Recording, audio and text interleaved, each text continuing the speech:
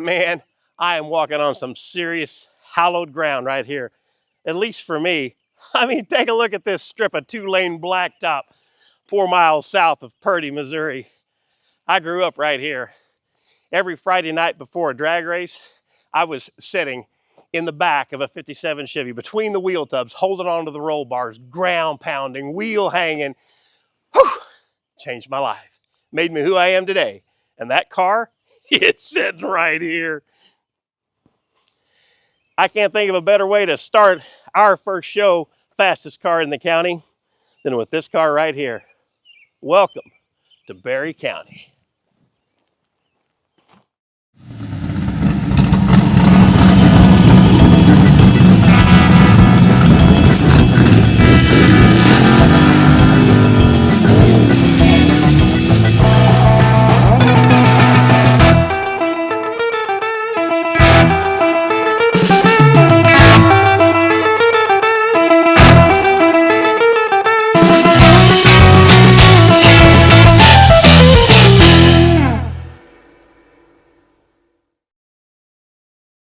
It's been Blue Man.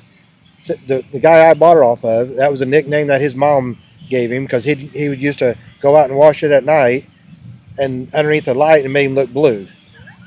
So that's how the name Blue Man, and it's been Blue Man since 1964. All right, well, I'm sitting here with Jonathan.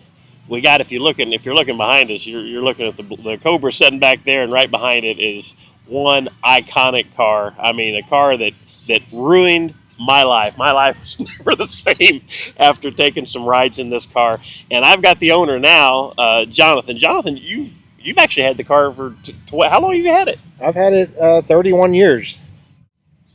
I bought it off of Eldon, a local guy here. It was his first car that he bought in 1964. Drove it up here from Oklahoma, and he was racing it then and got just outside of town here a ways and blew the rear end out. He was running 456s, 488s, and still a street car. All the way from Oklahoma. up from Oklahoma. Oh, man, you had to have been turning like $7,000 trying to get that car home. Holy mackerel! That's what a great. I love that, and I love the car. You've kept the outside just phenomenal. I mean, it is a freaking time capsule, which is killer. But you've done a few upgrades to it. What's happened since you've had it? I kept the outside pretty much the way it's been. The rest of it, when I bought it, it didn't have an engine, transmission, or drivetrain. He took all that out and he built a super gas car. So I used that for the car. So when I bought it, it didn't have none of that. I wanted to put a big block in it. It runs a Tonal Ram 427 with a Trans King Power Glide with trans brake, 4 9-inch, 411 gears. I had them put a 4-link underneath it and some coilovers. But the wheel tubs in there, when I got the car back, they looked at it and there was a pile of parts over there. And they said, oh, this came off the car. And I said, I think we lightened up about 500 pounds. The wheel tubs was made out of 55-gallon drum barrels because back then they didn't have all this fancy stuff. They just cut and made and welded, what they needed to make it function. It had homemade ladder bars that was probably made out of 1.25 1.5 pipe that each one of them probably weighed 40 pounds a piece. They didn't bend, but it was just a lot of homemade things that was put on that car to make it work, and work it did. Later on in life, I've stood between top fuel cars, NHRA races and stuff. That I know it wasn't that loud. I know it wasn't that powerful, but man, as an 8-year-old, that's what it felt like. For a small block Chevy engine in it, the car ran very well. This here on the side of the car is a class that he ran. It was a Formula One D.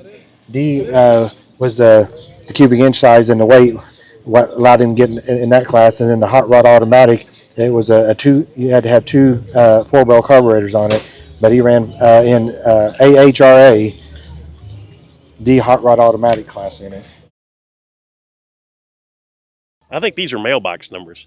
they probably are. This car was built in a one-car garage.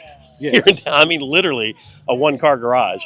And so I remember they put a line lock on it for like the first time. And before that, they didn't have that. And so they were talking about, I can remember him and Dad talking about that they're going to launch this car like 5,000 RPM. So this thing was a torque monster to begin with. And so they're going to test it, but they're going to test it in the garage. So the car is backed all the way in, all the way into the garage, and we're standing back out of the way because we don't know what's going to happen to this thing. We don't know if the transmission is going to blow up. They're all just let's see what happens. And I'll never forget it. I can hear this thing up around $5,000 just waiting, and then all of a sudden, this thing comes out of that garage, literally like a whale shot out of a cannon. I mean, the blue whale came. I mean, that thing came out of that garage so fast. It was almost like watching a cartoon. It was just like, it was gone. It went, and it happened so fast that he didn't have time to like let off, hit the brakes or anything. So he's already across the road, before he hits the brakes. He slides through the neighbor's yards. And fortunately, back then when they built the ranch houses, they built them opposite across the street. So your driveway across the street was kind of between the other two houses. Otherwise, he'd have been in their living room because he went right beside the house and literally touched the nose on their chain link fence about halfway down the house and then come backing it up. And I remember his eyes were like, holy crap. He was out there fixing the marks that it left in the ground. When the neighbor came home, just kind of looked and it's like, have a little problem? It's like, we'll fix it. But just left the marks all the way across. Oh yeah, just rutted the guy's yard all the way to the fence.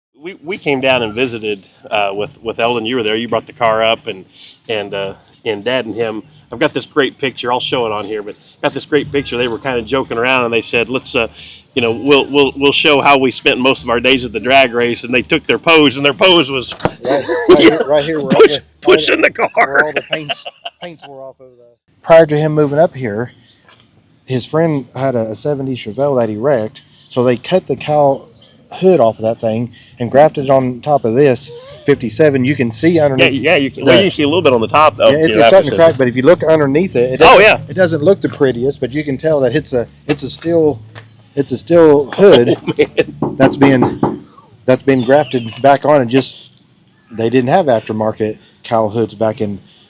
Well, this is prior to 1972 when this happened. So between 70 and 72 is when that cowl hood got grafted on there. There's some Chevelle guys just having a crap fit right now. Just something to make it a little different than everything else. I don't know what you call these things. Just rocket spears are called something. But man, sitting in the back of that thing, he launched this car. I can remember seeing those two things starting to point at the sky and just hang there for a while, and then slowly down they come. I mean, that's something for me. As long as them two things are still on the road, in between the road, you're good. Yeah, make sure that yellow line's right there in the middle of them. Talk about patina. All these people trying to make pretend patina, and you can buy patina in a jar. Let me just tell you something. You can't buy this patina in a jar. That's a real deal. That's happened over years and years and years. Dad, I don't remember. I guess it was always blue, of some kind of blue. But Dad painted it just as they were getting ready to start drag racing, and including made it look like a faux vinyl top, which is just was a killer idea back then. So back in the 70s, a lot of cars with their vinyl tops and everything, and just something to make it look a little different than the average car. Yeah. I'll tell you, I can't tell you for sure, but I guarantee you, as a kid, I probably stuck a few of these stickers on there. Probably the STP, since it looks a little crooked. Or down a little bit lower, but yeah. I remember the car from, I guess when they were first building it, they were first racing it. It had black steel rims on the back with slicks and just white on the front. So it was the car the way it looks, but just had black and white steel rims. Yeah, I've actually got an oil painting of the car when it looked that way with the white and the black rims. That's a killer look. I mean, I believe that the front rims, I believe Dad took some Volkswagen wheels. I think he took the centers out of some 15-inch, Chevy wheels and welded them in. Back then, you used what you could find or make do with. No, that's exactly right. You didn't have a lot of this, speed shops, this and that, order stuff online. You made what you needed. I'm going to have to ask Eldon about this. I don't know if you ever heard this or not, but you know, there was a second seat that they would put in there. You know, Dad would ride in it when they were going to take a test hit. It wasn't bolted where the original seat would have been. It was probably a foot and a half back, a little further back, just wherever there were some holes in the floor. You know, but I always heard that you know, they had Eldon had the $100 bet where he'd tape a $100 bill to that dash, and you sat in that seat, and he'd take off. And if you could reach up and grab that $100 bill, you could keep it. There's a gentleman that's here at the show now, remembers a car back in the day, riding in it, and he was told the same thing. I grew up with Eldon because of my dad. Eldon was always around, and so I was always at, you know, I kind of grew up in the pits at drag strips with those guys, you know. So, you know, it means a lot to me to see the car, and I know it means a lot to Eldon, you know, to know that somebody appreciates the car as much as you do. It's a local car. You know, he's a local hot rodder that everyone knew. I've known him my whole life. Uh, I think a great deal of the man, and just kind of want to keep the car like it was, kind of in honor of him. I just want to make sure that I, you know, was able to thank you for keeping it like that, because, you know, and I know you wouldn't have it any other way, but you know, your daughter's got different plans, though. Is that right? She thinks she's going to paint it pink, so it won't be Blue Man. It'll be Pink Girl. The pink girl. Well, I hope I'm around. No, I don't want to see. I mean, she can do what she wants to with it. I'd rather not, but I don't want to see it pink either. But man, as long as that car is still rolling, if it gets another generation into the older cars, then so be it. That's what it's about. Just keep passing them down. um,